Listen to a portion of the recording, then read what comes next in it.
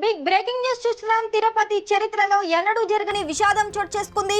వైకుంఠ ద్వార దర్శన టోకెన్ల కోసం లక్షల మంది భక్తులు వచ్చారు.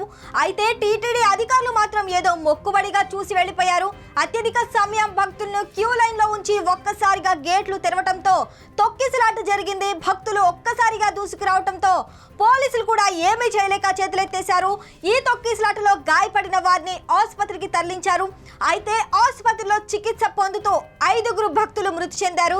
ప్రస్తుతం ఈ మృతుల సంఖ్య 6కు చేరింది. ఈ తొక్కిసలాటలో దాదాపు 40 మంది భక్తులు గాయపడ్డారు. అత్యధిక సమయం క్యూ లైన్లలో ఉన్న భక్తులకు కనీస సౌకర్యాలు కూడా కల్పించలేదు టీటీడీ. టోకెన్లు జారీ విషయంలో సరైన ఏర్పాట్లు చేయకపోవటం వల్లనే ఈ ఘటన జరిగింది. అయితే వైసీపీ హయాంలో ఇలాంటి ఘటనలు ఎప్పుడూ జరగలేదు. మరిన్ని లేటెస్ట్ అప్డేట్స్ కోసం చూస్తూనే ఉండండి నెంబర్ 1 న్యూస్. సామాన్యుడి చేతిలో సామాజిక అస్త్రం.